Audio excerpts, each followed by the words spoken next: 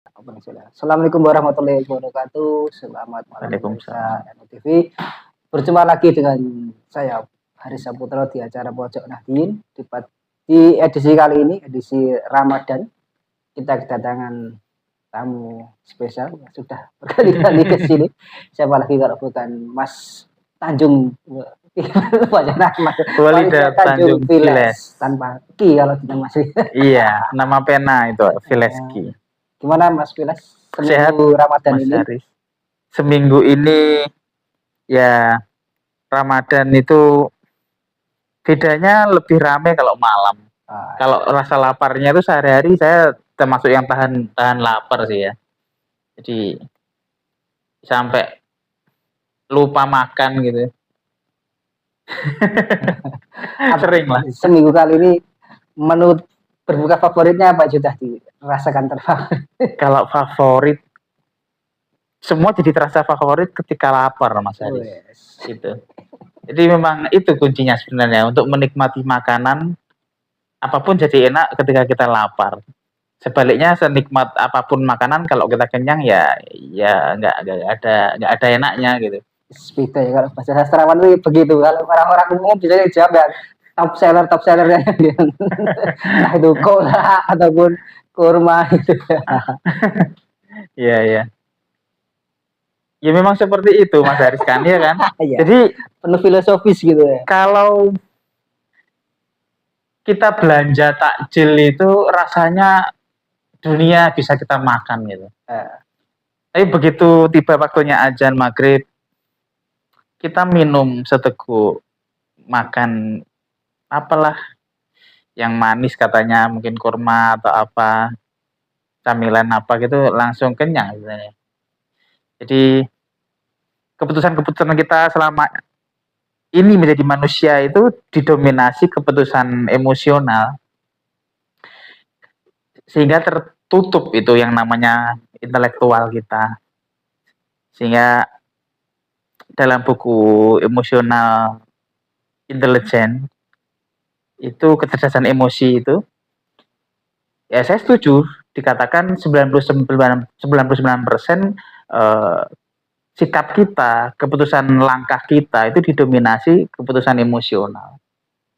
Sehingga nggak heran kalau ketika Ramadan justru kuliner itu malah rame. Padahal Ramadan mengajarkan kita untuk menahan diri terhadap terutamanya hawa nafsu terhadap makanan. Ya itulah fenomenanya.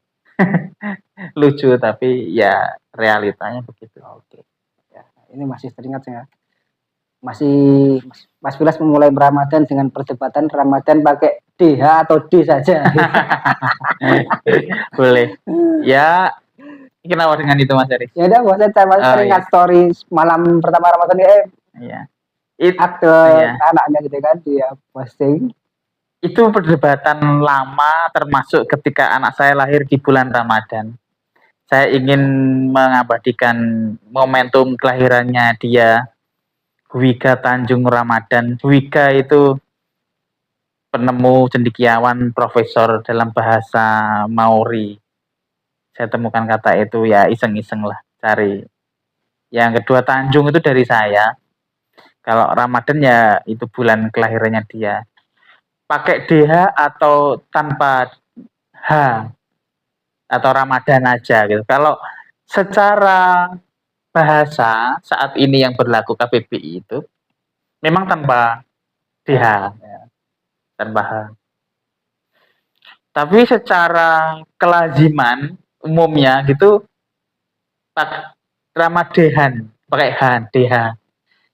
Ya kalau dibilang dari serapan bahasa Arab ya mungkin jatuhnya pakai DH itu ya. Ya berhubung saya sastra bahasa itu cukup dekat dan akrab sehingga ya sudah saya pakai yang berlaku saat ini. Yang mana yang benar kalau secara saat ini ya tanpa kalau di Indonesia. Tapi secara kelaziman banyak yang pakai DH. Itu ya sebuah perdebatan apa ya ejaan ya gitu. Nanti apakah berubah atau enggak ya tergantung nanti. Yang saya pikirkan saat itu ya yang benar saat ini aja. Mm. Makanya seringkali walaupun benar anak saya salah, gurunya Ya, atau pihak puskesmas misalnya itu seringkali salah pakai DH, padahal tidak. Sebaliknya di nama saya Walida itu pakai Walidaya dan seterusnya itu kan ada doa itu tidak pakai H, Walida biasa ya. gitu.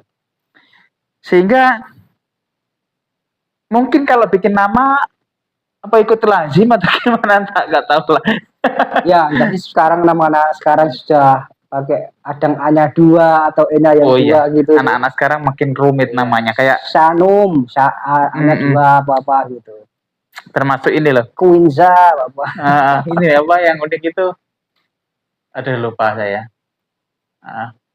Ya nanti lah inget. Dah kita lanjutkan. Nama-nama Jawa seperti itu supaya sudah mulai entah Budi, Agus, Bambang, Sugeng gitu.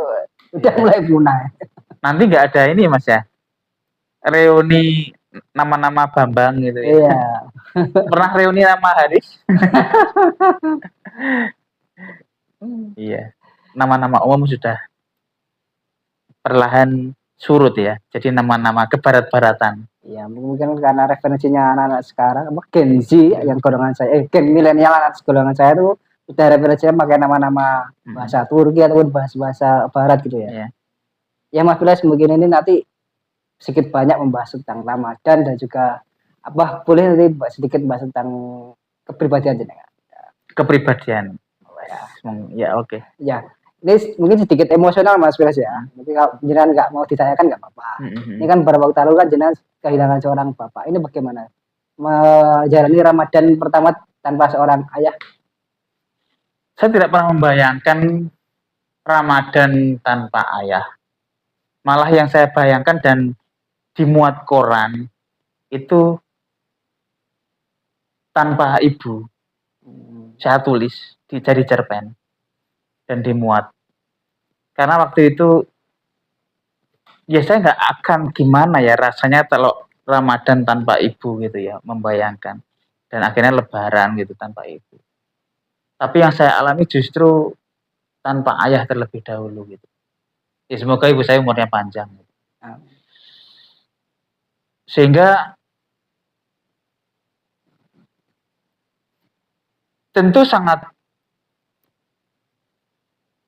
ya kadang-kadang tuh kangen gitu. Kangen ya tapi nggak tahu karena tidak pernah terbayangkan. Biasanya orang yang aktif apalagi sangat masih suka bisnis gitu ya. Bapak saya itu kan apa ya seneng utek kalau bahasa Jawanya utek itu apa Mas ya? Bisa ngulik lah apa suka bikin apa itu kalau saya amati kan cenderung awet usianya. Sedangkan ibu itu enggak sebegitu aktif. Ya tidak mengira yang namanya usia itu ternyata misteri dan Bapak berpulang lebih dahulu. Pertanyaannya Mas Haris tadi apa? Ya rasanya seperti itu. Tentu kehilangan iya. Tapi dengan keadaan meninggalnya yang menurut para gurunya, para teman-temannya itu banyak yang menginginkan meninggal demikian gitu. Ketika sholat, ketika berjamaah, ketika apa namanya Jumat ya, terus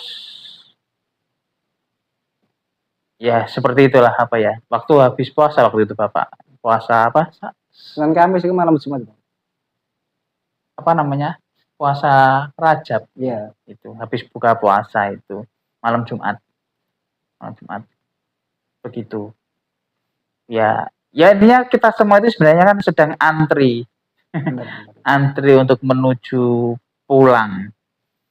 Meskipun saya Islam, tapi ada sebuah ajaran filsafat, entah mungkin kejawen atau bahkan ada kemiripan dengan agama Hindu, saya nggak tahu, bahwa menurut keyakinan saya kematian itu ada 4 gitu. 4 itu kematian yang karena diinginkan oleh raga itu bisa karena sakit, atau ya karena salah dia sendiri tidak menjaga kesehatan, misalkan minum alkohol atau gadang tiap hari tanpa aturan yang istilahnya dia kontrol gitu ya, sehingga organnya rusak. Itu kan karena salah dia sendiri.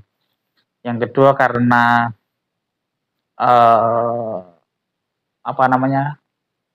pikiran.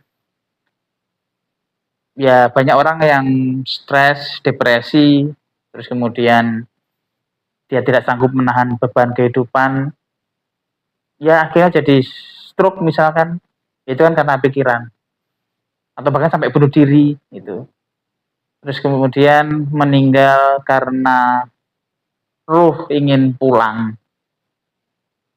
Yang terakhir, yang keempat, meninggal karena kehendak Tuhan. Jadi itu yang saya yakini. Kalau menurut saya dari definisi itu, bapak saya itu karena pengen pulang aja sih. Menjelang hari-hari beliau wafat, tidak pernahnya, udah cukup lama. Dulu saya terakhir bermain di Taman Ria itu waktu kecil ya. Tapi begitu seminggu sebelum meninggal juga aneh, permintaannya ngajak saya ke Taman Ria itu sama cucu-cucunya itu, sama anaknya adik dan anaknya saya ke situ. Aneh. Terus tidak banyak bicara gitu, tapi ya cukup terlihat kebahagiaan gitu di ininya. Terus silaturahmi ke teman-temannya cukup rutin tuh akhir-akhir itu. Ya artinya kayak pengen pulang sudah gitu. Misinya udah selesai lah gitu untuk hidup. Termasuk salah satu keinginan anaknya jadi guru gitu. Jadi karena saya ini murni, lulusan sarjana seni murni, menjadi guru itu hal yang tidak terduga bagi saya sebenarnya. Untuk sekali-kalinya saya menuruti permintaan bapak. Karena di bidang seni itu bapak juga kurang begitu respect sebenarnya. Gitu. Pinginnya ya selain seni lah. Kalau seni kan ya masih di Indonesia masih tergolong belum menurut orang-orang tua kita itu tidak bisa dijadikan, sehingga kok jadi guru seni. Nah itu sebuah target beliau gitu. Dan untuk melengkapi itu kan sertifikat pendidiknya di tahun ini juga saya mendapatkan itu. Yang berkali-kali sebelumnya bapak maunya saya itu segera mencari itu gitu. Ya, itu saya hubung-hubungkan aja sih. Intinya sudah nggak ada lagi misi buat beliau. Dan satu-satunya misi yang ingin diselesaikan ya husnul khotimahnya itu. Ya, saya tafsir seperti itu. Begitu Mas Eri. Terus coba Naziri memaknai kehilangan itu seperti apa? Kehilangan bapak. Iya. Perasaan saya. Iya. Perasaan saya ya tentu sedih, tapi begitu diimbangi dengan kok sepertinya ini keinginan bapak ya gitu. Sudah meninggal yang menurut saya sudah tanpa merepotkan siapapun gitu. Kan mendadak itu Mas Eri, tanpa ya memang mempunyai riwayat jantung gitu, tapi udah lama nggak kambuh, nggak sakit gitu. Wong itu situasinya kan sore itu masih ngobrol sama ibu, dan setelah itu menjelang maghrib kan sholat di masjid, dan waktu sholat itulah beliau meninggalnya. Sehingga ya nggak ada opnam atau apa, perawatan apa nggak ada. Ya mungkin saya juga pengen seperti itu, meninggal yang tanpa merepotkan. Satu saat lah, jangan ini. Saya pengen berteman lebih lama dengan Mas Haris mengeksplor Madiun.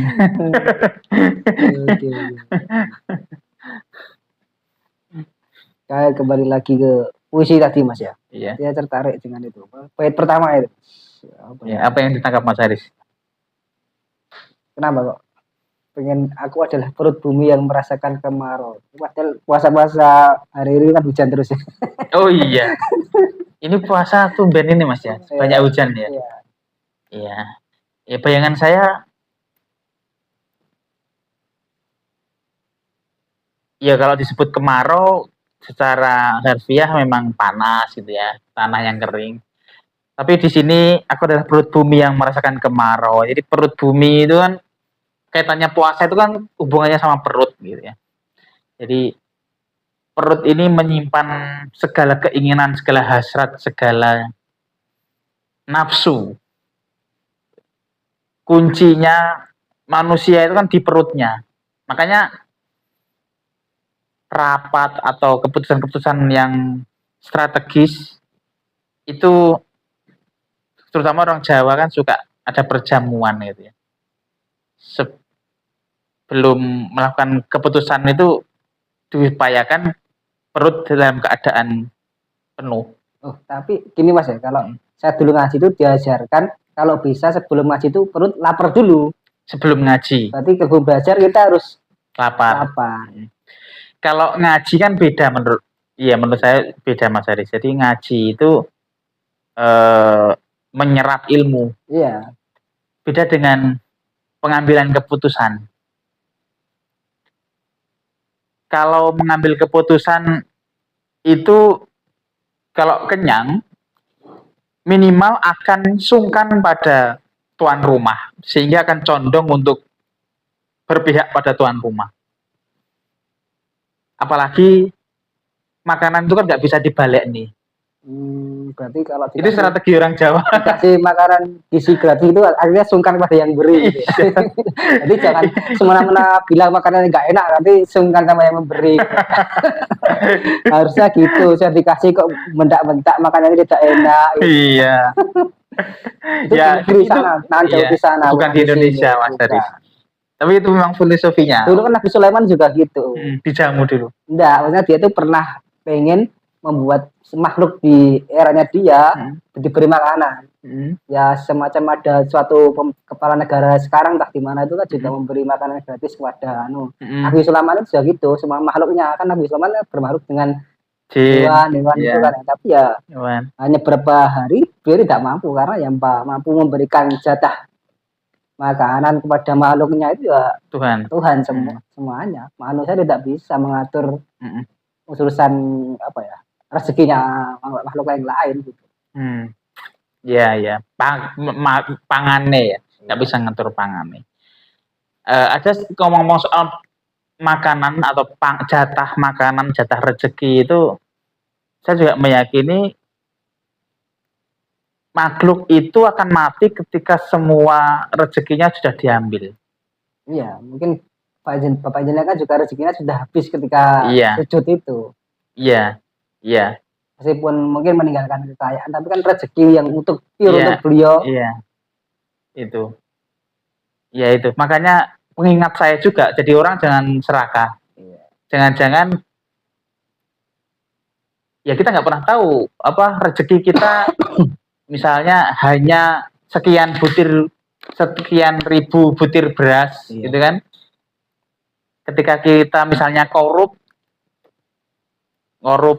gudang beras misalnya kan itu ngambil terlalu cepat ya, sehingga ya bisa jadi berdampak pada usia juga. Yang usah dikorup kan sekarang beras sudah dimonopoli. ya. Itu kembali lagi bukan di Indonesia. Ya, itulah. Indonesia bukan negara korup. Iya. Itu doa atau semoga saja. Iya. Korup itu kalau dikatakan katanya sama puasa juga sebenarnya ini. Kenapa malah pelaku korup itu orang-orang kaya gitu? Orang-orang yang bisa dikatakan tuh orang-orang yang kenyang. Ya, karena korup itu bukan melulu tentang harta atau aset. Korup itu tentang kekuasaan. manusia ini siapapun itu eh, punya kecenderungan untuk berkuasa lebih dan lebih, sehingga untuk melanggengkan kekuasaannya itu dia akan semacam ada bawah sadar dia, intelektualnya dia tidak banyak berpengaruh terhadap keputusan itu, sehingga yang berpengaruh atau mempengaruhi sikap-sikapnya dia, kebijakan dia atau langkah dia itu ya menumpuk sebanyak-banyaknya uang dengan cara korupsi tadi, yang tujuannya sebenarnya untuk kekuasaan. Termasuk dengan memerintahkan anaknya untuk mencalonkan diri. Apapun itu Mas Ari. Itu Jadi kan caranya dia untuk melanggengkan kekuasaan. iya, ya. Ini sebenarnya Republik rasa kerajaan kalau kata Gusmus kan gitu. filosofi lama. Iya. Ya, segalanya tidak ada yang ada itu hanya kekuasaan. Sehingga manusia pada kekuasaan tertentu akan ingin yang lebih tinggi dan lebih tinggi sampai ujungnya dia ingin menjadi Tuhan sebenarnya. Makanya puasa ini mengingatkan kita agar ya kita nggak akan bisa seperti Tuhan. Gitu. Ada batasan-batasan, sehingga untuk mencapai kebahagiaan, mencapai kenikmatan makanan, hal yang kecil misalnya, ya contoh kecil yaitu berupa makanan, ya dengan cara menahan diri. Ya esensi kita puasa kan kita merasakan apa yang saudara-saudara kita yang di fakir miskin gitu kan, kita harus merasakan itu, bukan malah ketika daerahnya tertimpa banjir, apalagi istrinya kepala daerah malah nginep di hotel bintang 5, itu kan malah nggak elok kalau didelok lihat Mas. Ya, itu kemampuan menahan dirinya ya kurang. Jadi itu kurang bersih aja dalam menyembunyikan hal buruk gitu. Jadi tidak diekspos di sosmed. Ya, ya laki-laki sebagai pemimpin itu kita mesti ini ya pinter-pinter untuk pasangan kita, karena wanita kan lebih emosional dibanding laki-laki. Ya makanya kan Sayyidina Ali mengatakan ada 3 hal yang justru menjerumuskan lelaki dalam suatu jurang: harta, tahta, dan raisa itu. Wanita, iya. Ya itu, wanita kan tulang rusuk gitu ya. Filosofinya untuk mengarahkan dia di jalur yang benar itu butuh kecerdasan. Kalau terlalu dipaksa dia akan patah, kalau terlalu dibiarkan ya dia akan sakarepe dhewe gitu. Maka ya perlu pinter-pinternya laki-laki. Jadi yang masalah korupsi tadi, ketika seorang mengumpulkan dana, mengumpulkan harta tadi belum selesai kayaknya. Ya tujuannya kekuasaan. Ya yang ujungnya sebenarnya nggak mungkin sebetulnya. Ya kalau yang mendekati mungkin kan seperti Fir'aun itu kan, dia mengaku Tuhan, saking merasa berkuasanya dia. Gitu. Harta udah punya, wanita berapapun udah punya. Jadi sampai dia mengaku Tuhan. Kalau mau diterus-teruskan. Tapi kalau kita mau menahan diri, apa sih? Nggak dibawa mati kan, namanya harta juga. Terus perut kita juga segini-segini aja, nggak bisa makan pizza 1 kuintal terus bahagia, kita nggak bisa juga. Ya dengan cara melaparkan diri kita bisa menikmati makanan. Sangat terbatas sekali sebenarnya. Ya. Lanjut ke poin selanjutnya, menyimpan haus di sumur-sumur sunyi. Ya, haus ya, dan sumur itu kan sebuah pilihan kata simbolisme yang saya taruh di dalam puisi ini. Jadi, menyimpan haus di sumur-sumur sunyi. Jadi sunyi itu tidak terkatakan gitu kan. Sunyi itu hal yang tidak terkatakan. Jadi puasa menahan diri dari haus yang sebetulnya itu nanti akan membuat kita seperti sumur yang mengalir. Sumur itu mata air ya, yang justru akan menyegarkan. Kita nggak akan bisa merasa segar dengan minum sebanyak-banyaknya. Kita akan merasakan kenikmatannya air itu justru dengan disimpan dulu, ditahan dulu. Apalagi kalau di sumur kita kan memprosesnya harus effort dulu, kita harus mengkatrol Iya, dulu kalau harus ada effort ya, tenaga untuk upaya lah ya. Heeh. Itu sekalipun kita mampu untuk tinggal nyuluh orang dengan kekayaan kita, dengan kekuasaan kita, tapi kita sesekali mencoba untuk dengan upaya sendiri, itu akan menghargai, akan apa ya, merasakan nikmatnya hal kecil yang sederhana yang seringkali terlewatkan. Makanya saya cukup sering melihat orang-orang yang cukup freedom financial gitu, yang bisa dikatakan tuh ya wis tajir melintir lah ya. Tapi kebahagiaannya tuh ya nanam, membersihkan rumput di ini. Terus ya mungkin kalau pergi ke gunung itu sebenarnya kan orang yang masih belum bebas secara finansial ya ngapain sih? Ya mau kerja gitu kan. Tapi justru yang sudah bebas itu menikmati hal-hal kecil kalau dia pengen bahagia. Bukan malah mencari, habiskan waktunya untuk kerja terus sampai numpuk. Justru malah nggak dapat tuh kebahagiaannya. Gitu. Malah menepi, gitu, kesunyian, mendapatkan ketenangan di situ. Nah, ini saya teringat pernah tanya ke jenengan ini masalah tadi, masalah ketenangan sunyian. Tentang saya sering nonton film kan ya, mesti di salah satu karakternya kan ketika konfliknya sudah buntu, pemain-pemain di karakter itu kan mesti larinya ke Tuhan, entah itu dia pergi ke rumah ibadah masjid lah kalau dia Islam, ataupun gereja kalau dia Kristen atau Katolik.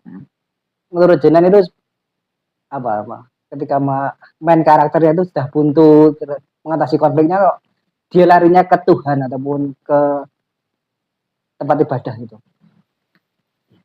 Ya, itu siklus kehidupan. Termasuk di tokoh-tokoh Jawa, Majapahit misalnya, Gajah Mada kan juga meninggalkan ibu kota dan kemudian menyepi dan menepi gitu. Merahasiakan identitas dia yang sebenarnya, menjadi rakyat biasa. Ada yang bilang jadi petani terus kemudian ke hutan menyepi. Yang disebutnya akhirnya muksa itu kan, karena nggak ada yang tahu di mana makamnya. Ya, terlepas itu menjadi udara ataupun mati dikubur dalam tanah kan, intinya dia menyepi. Sehingga orang tuh nggak ada yang tahu sosok Gajah Mada yang pejabat besar yang kekuasaannya melebihi Indonesia kan, Majapahit itu. Tapi ya nggak ada yang tahu di mana. Itu salah satu cara untuk menemukan Tuhan gitu. Ya spiritual seringkali kita jumpai seperti itu, baik dalam film yang dikatakan Mas Haris tadi. Namun itu ada fase memang, fase akhir ya, fase akhir kehidupan manusia. Tapi kalau fase-fase sebelum ke situ, ya tentu masih duniawi banget kan gitu. Masih target pencapaian, target prestasi, target marketing misalnya atau omset ya kan. Ya ada fase-fasenya. Itu siklus kehidupan. Oh ya, kalau di Islam khususnya di Sunni di Sufi ya itu namanya uzlah, mengasingkan diri dari hiruk pikuk dunia gitu. Ya, uzlah. Sufi ya. Sufisme kan bahasanya uzlah, mengasingkan diri. Atau kholwat lah ya, menyepi. Kalau kayak dulu mungkin disentong namanya, kalau disentong ya, punya tempat persemedian lah. Ya seperti Kanjeng Nabi kan di Gua Hira kan juga mengasingkan diri dari hiruk pikuk dunia, disambil beliau menunggu wahyu dari Allah. Iya. Makanya perusahaan-perusahaan besar gitu yang pemimpinnya cukup spiritualis itu dalam fase itu akan langsung diturunkan ke anaknya. Dinasti lagi gitu. Ya, tapi dalam arti kalau dia terus memimpin, itu nanti akan menurun. Karena fase dia sudah bukan lagi keduniaan. Ya harus diturunkan kepada orang yang masih berambisi. Gitu. Tentang angka-angka dan pencapaian. Ya, kalau ngomongin Ramadan kan juga tidak lepas dari peristiwa nuzulul Quran atau peristiwa turunnya Al-Quran. Seberapa pengaruh sih Al-Quran terhadap karya-karya jenengan? Quran, andaikan boleh kembali usia gitu ya, kembali ke masa lalu, saya ingin tuh belajar bahasa Arab dan bisa menerjemahkan Quran salah satunya, dan karya-karya penyair-penyair sufi, misalkan Jalaluddin Rumi, terus Qadir Jailani dan segala macamnya itu, kalau lewat terjemahan itu, jadi gini Mas Haris, bahkan ini semoga tidak jadi kontroversi ya, seharusnya Al-Quran itu diterjemahkan oleh penyair Indonesia yang pintar bahasa Arab. Ya. Kalau dia tidak bisa menulis puisi atau tidak mendalami sastra, maka hasil terjemahannya menurut saya itu hambar. Ya seperti yang dikatakan Gus Mus itu, maksudnya sebenarnya kiai-kiai itu punya bahasa sastra yang tinggi, cuma kan kadang kiai menyederhanakannya dengan bahasa Jawa, dia tidak pengen kelihatan intelektualnya tinggi ya, dia istilahnya apa ya, ngelendoh ada pasarnya itu lah. Sebenarnya ya itu, kadang kan kalau kemarin saya lihat postcard yang jangan kirim itu kan ya kadang rincu ketika terjemahan bahasa Arab dikasih tanda kurung gitu kan. Nah, ini kan kenapa kok terus dibenarkan, biarkan orang-orang itu menafsirkan dalam tanda kutip tafsir sendiri-sendiri tapi tidak lepas dari syariat yang disampaikan oleh Al-Quran gitu. Ya. Maksud Gus Mus itu loh. Bahkan kiai kan di pondok juga belajar gramatikal bahasa Arab, balaghah, mantek, itu kan sebenarnya ilmu yang cukup lah untuk menafsirkan ataupun menerjemahkan Al-Quran itu. Oke. Tapi saya lihat kok sepertinya terjemahannya itu menyederhanakan gitu. Saya yakin arti yang sebenarnya itu lebih politik gitu daripada terjemahan yang saat ini ada. Ya, harus disesuaikan dengan negeri IQ-nya rata-rata 78 ini toh Mas.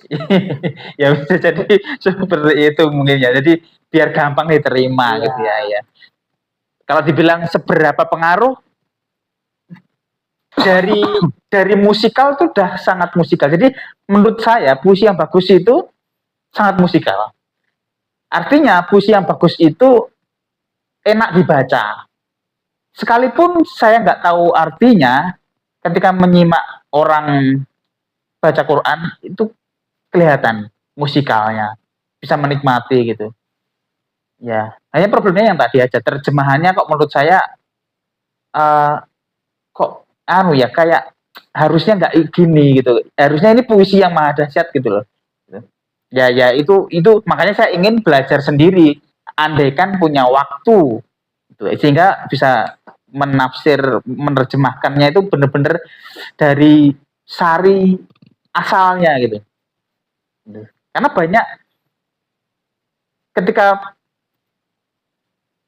puisi manusia, bukan Quran ya, puisi orang biasa ketika diterjemahkan ke dalam bahasa lain oleh orang yang tidak paham puisi atau tidak paham sastra, itu menjadi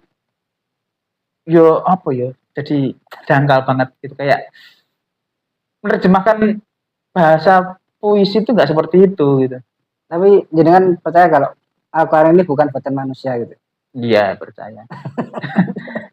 Makanya sampai Nabi Muhammad kan dianggap penyair toh. Iya. Ya, saking dahsyatnya dipikirkan itu penyair, padahal bukan. Kalau ya salah satunya tentang proses penciptaan manusia dalam rahim, ya, dari segumpal darah, itu kan harusnya yang yang memvisualkan atau menarasikan itu kan orang yang paham ilmu bedah. Tapi kan di zaman itu belum ada ilmu bedah. Jadi seorang Muhammad tahu hal detail sedemikian seperti itu gitu ya.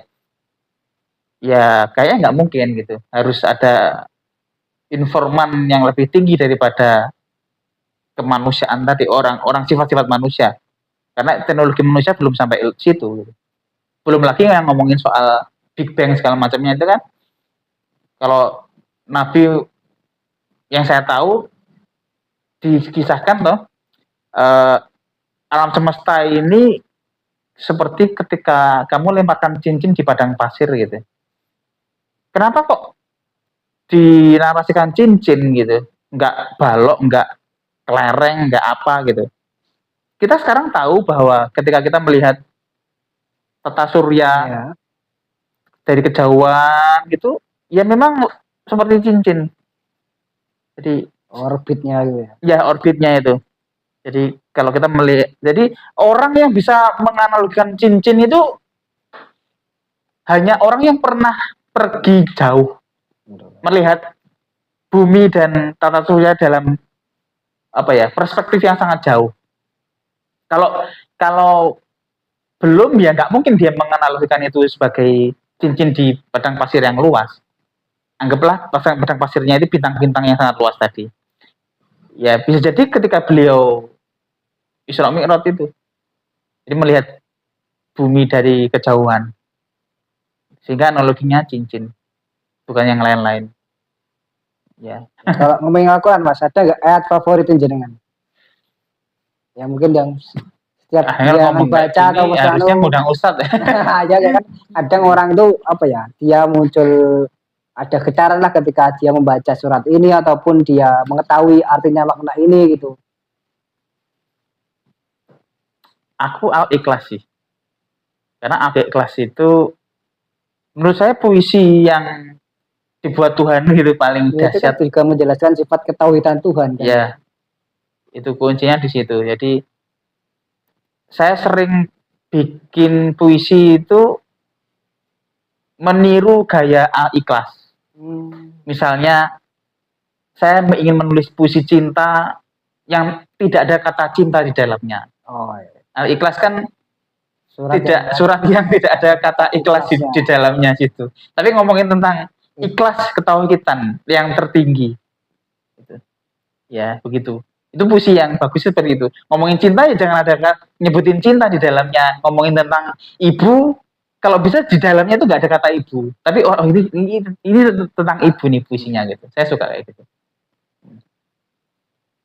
Kemudian lagi ke puisi nih, Mas ya. Ke terusnya lah, menunggu ajan pecah di ujung cakrawala, mungkin maksudnya menunggu buka atau gimana nih? Menunggu ajan pecah di ujung cakrawala. Ya kan puasa kan sebenarnya menunggu itu. Seperti langit yang menahan hujan demi menumbuhkan rindu di rimbunnya hutan. Jadi ketika azan tiba pecah di ujung cakrawala itu ya analogi metafora dari itu. Maghrib ya, seperti langit yang menahan hujan. Jadi kalau hujan ditahan itu kan rasa apa ya? Pengap, apa? Sumuk ya, sumuk. Panas gitu, gerah gitu ya. Terus demi menumbuhkan rindu di rimbunnya hutan.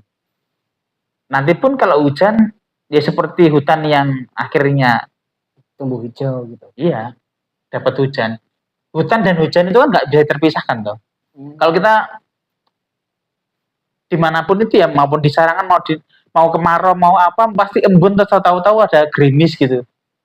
Jadi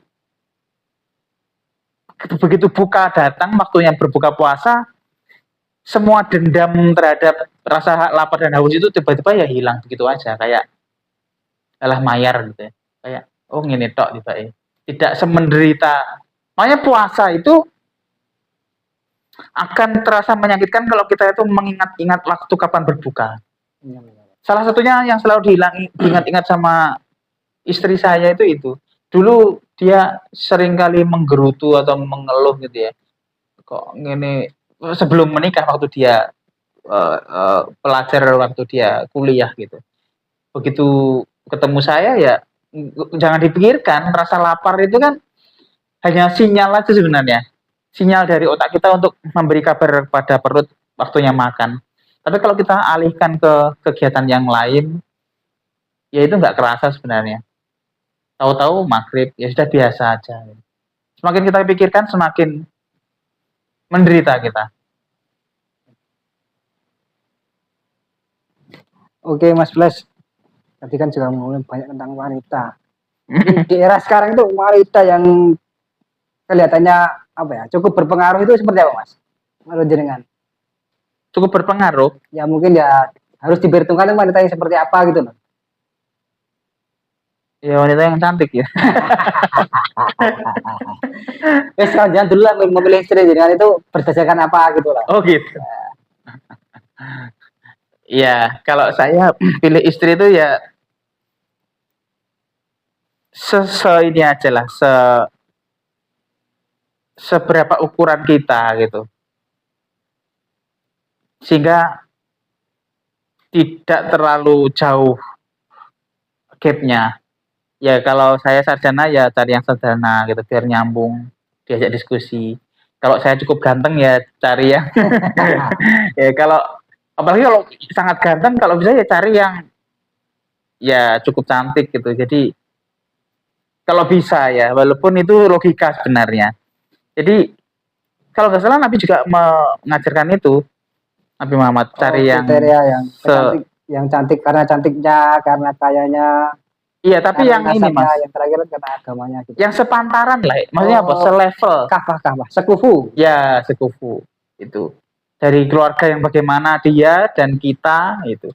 Jangan terlalu ini juga, misalkan yang ningrat, yang keturunan sultan siapa gitu, terus kitanya biasa juga terlalu berat gitu. Kalau itu yang ditanyakan soal memilih pasangan ya. Tapi seberapa pengaruhnya wanita tadi membahas tentang Ya mungkin di era sekarang apakah wanita harus pengaruh dalam mungkin ke pemerintahan ataupun ke perekonomian, mungkin ke pendidikan gitu.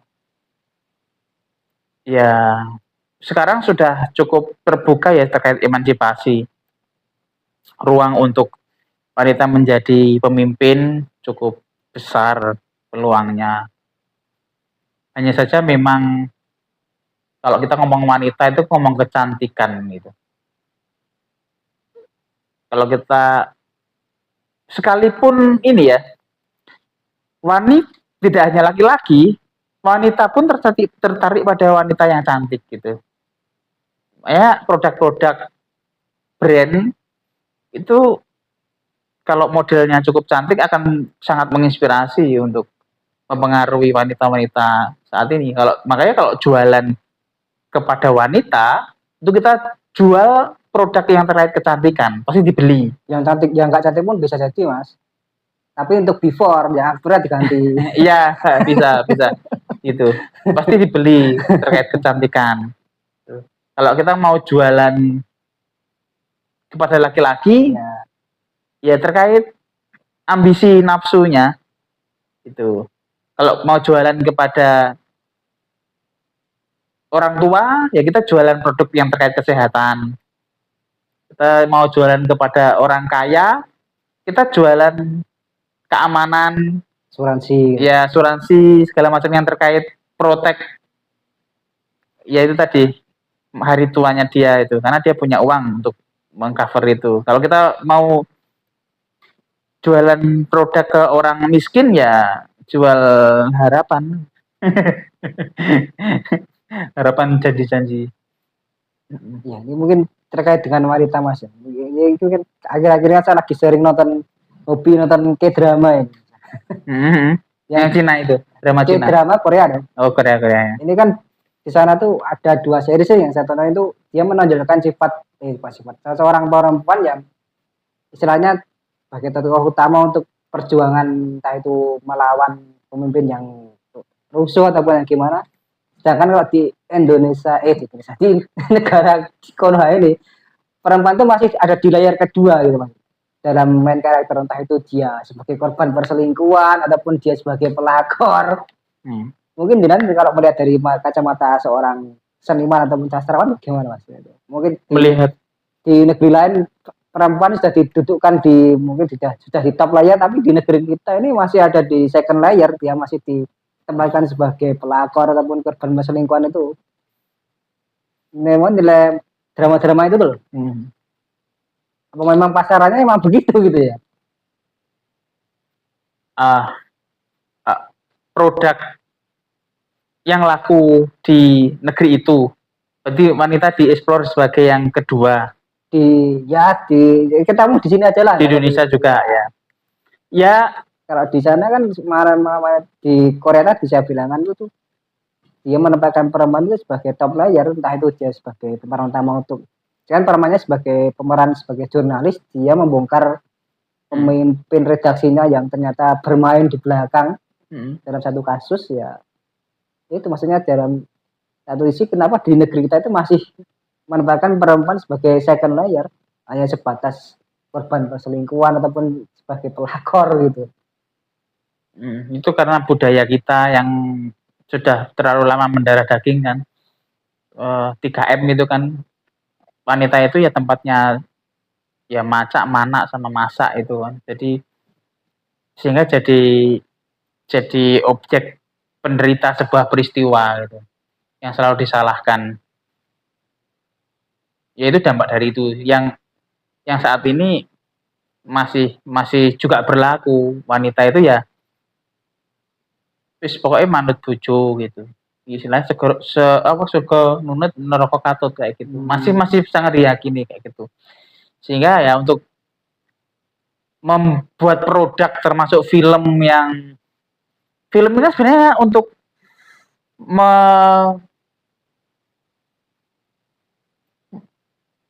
mengungkap atau akhirnya mewakili perasaan publik saat itu, sebuah budaya peradaban itu kan baik berupa teater ataupun film itu kan sebenarnya representasi dari kondisi masyarakat di situ. Sehingga kalau kita mau mempelajari budaya sebuah bangsa atau membuatkan film untuk mereka, ya kita harus mempelajari budaya bangsa itu kan. Nah kita kalau mau bikin film yang laku di negeri itu, maka kita harus mengetahui karakter masyarakatnya seperti apa, dan realitanya kan seperti itu. Wanita pelakor merebut laki orang gitu kan. Yang merebut kan berarti kan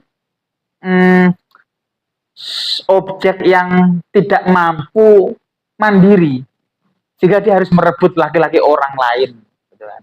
Coba kalau budayanya di tempat itu wanita itu sebuah entitas yang mandiri, berdikari, mampu, kaya, ya perebut bini orang yang akan populer gitu. Jadi laki-laki yang cari-cari wanita gitu. Jadi ya tidak disalahkan filmnya, ya memang kondisi masyarakatnya seperti itu. Karena baik film, lagu ataupun produk seni apapun itu kan yang payu yang mewakili suara. Tapi kenapa termasuk yang apa? Nah, itu. Yang bayar zakat itu kan. Waktunya bayar zakat jangan lupa Mas Haris. Nanti waktu apa? Itu menjelang Idul Fitri ya. Yang cepat boom kan yang mewakili suara memang. Jadi kalau masih rame dengan Jai Langkung, dengan Kolor Hijau, berarti ya masyarakatnya juga masih rame tentang itu ya? Apa masih hal mistik itu sesuatu memang pelarian sebetulnya ya. Mistis, transenden, hal-hal yang sulit dijangkau dengan akal manusia itu selalu menjadi arah pelarian. Kalau di Indonesia ya terkait pesugihan, terkait kuntilanak, terus apa Jai Langkung itu yang enggak ya hal yang tidak akan habis untuk dieksplor karena misteri sifatnya. Coba kalau bisa dilogika, bisa dianalisis dan dibuat karya ilmiahnya, ya akan selesai itu. Gitu. Sekalipun dibongkar habis-habisan sama pesulap merah ya tetap aja orang tuh butuh apa yang namanya pengobatan ataupun solusi-solusi yang sifatnya itu tidak bisa dilogika, tidak bisa dijangkau dengan akal yang normal gitu. Jadi tetap akan ada hidup. Ibaratnya itu kayak nonton sulap itu loh, Mas. Jadi sudah tahu sebenarnya ditipu, tapi kan menghibur, cukup menjadikan kita terhibur gitu. Termasuk penyanyi itu kan menipu kan. Dia menyanyikan lagu sedih dengan ekspresi sedih kan. Walaupun sebenarnya dia senang habis itu bayaran jutaan rupiah gitu. Tapi kan dia untuk menghibur penonton kan harus dengan ekspresi yang pas sesuai lagunya. Seperti orang benar-benar sakit hati, Mainkan peran. patah hati ya gitu. Pemain film, pesulap, ya penipu semua sebenarnya kalau kita ngomong. Tapi kan kita bersedia untuk membeli tiket untuk atau membeli kuota untuk nonton itu untuk ditipu sebenarnya. Ya begitu, termasuk dunia pergoiban tadi.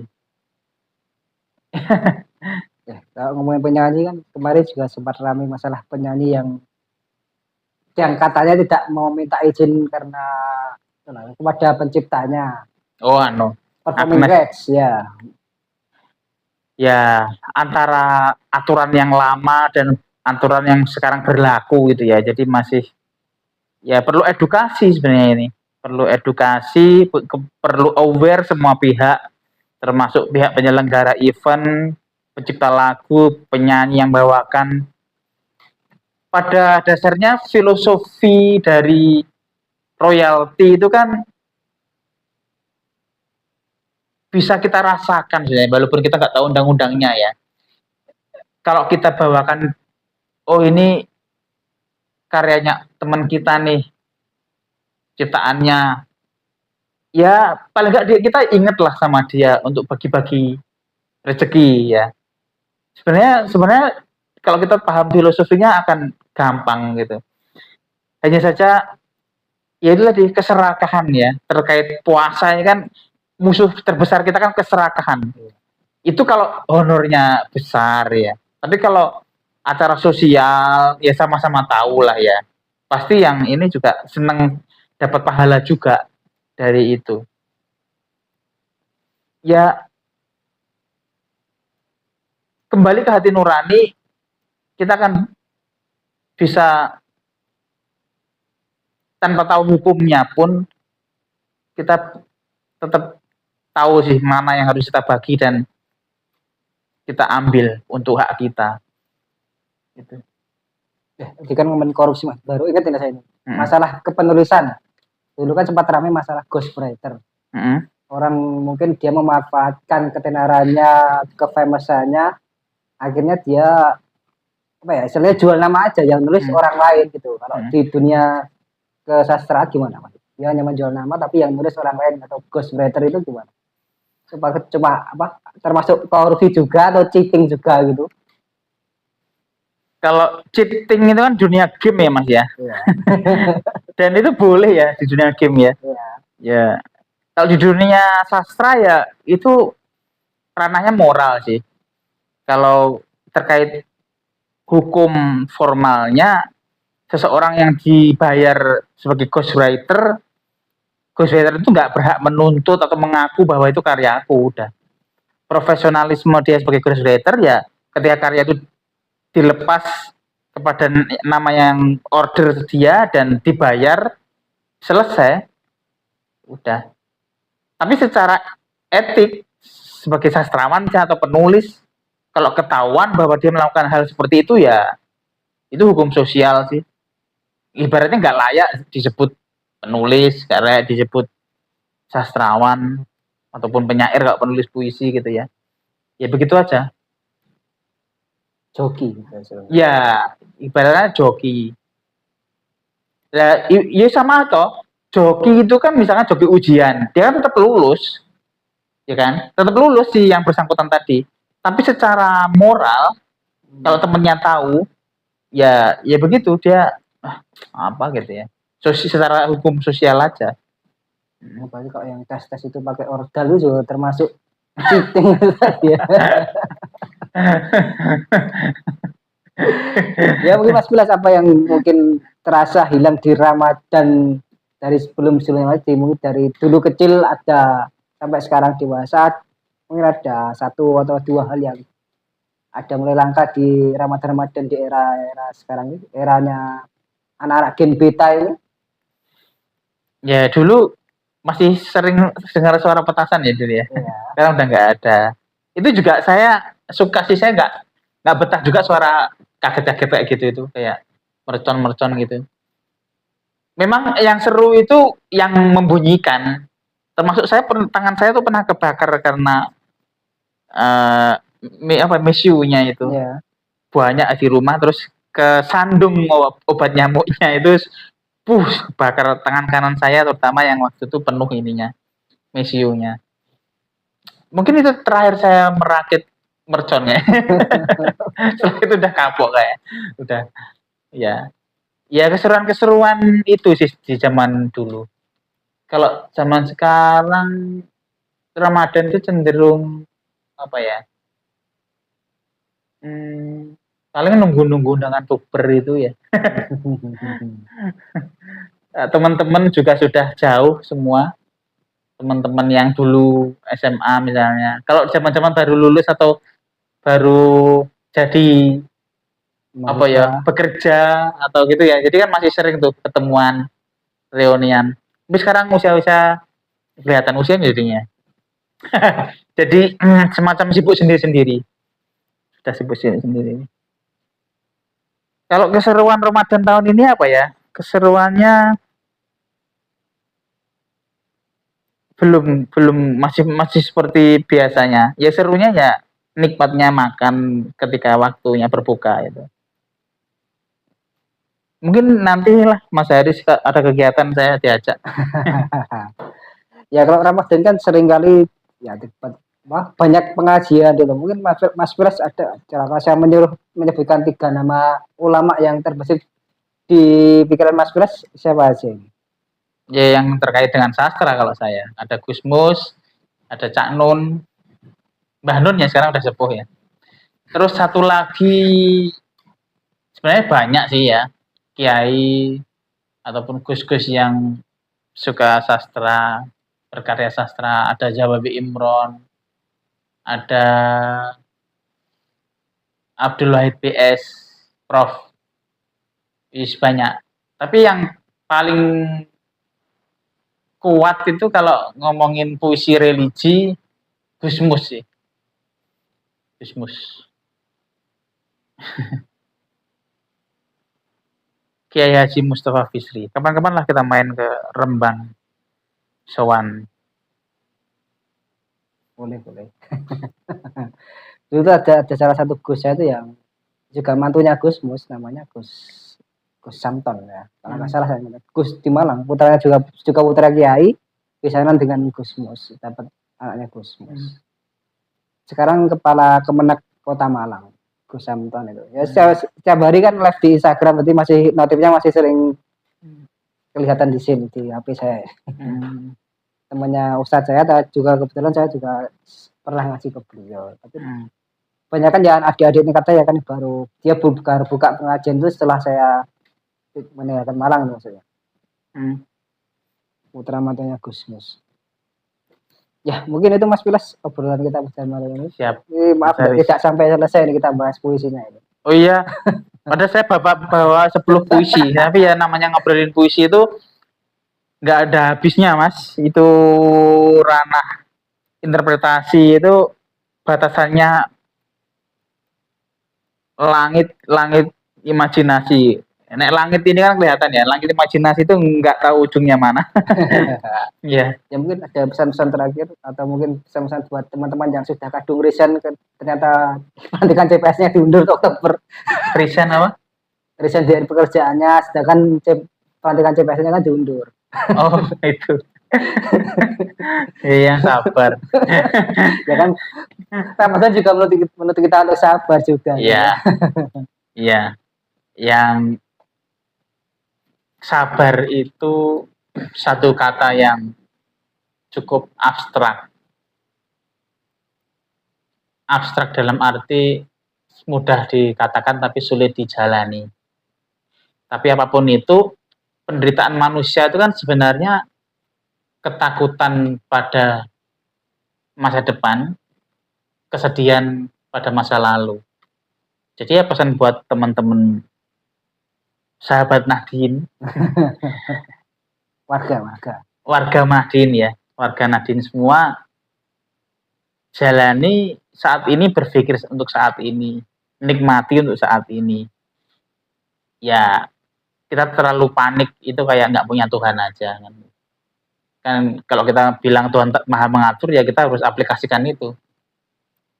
Ada banyak hal yang kita dapat sebetulnya tanpa rencana kita juga. Rezeki itu saya cukup meyakini bukan hanya soal uang ataupun yang kita dapat materi, tapi lebih ke ketemu orang yang tepat. Ya, ketemu orang yang tepat itu membuka pintu rezeki. Sebaliknya ketemu orang yang salah itu sangat menguras rezeki, baik energi, pikiran, tenaga, bahkan materi. Sip, gitu. Semangat terus buat teman-teman ketemu orang-orang yang tepat. Terima kasih Mas Vilas atas waktunya. Kita berjumpa lagi mungkin di lain kesempatan dengan bahasan yang berbeda. Terima kasih juga buat para pemirsa yang sudah menyimak obrolan kita pada malam hari ini. Sampai jumpa di pojok Nahdien selanjutnya. Akhirul kalam, wassalamualaikum warahmatullahi wabarakatuh. Waalaikumsalam.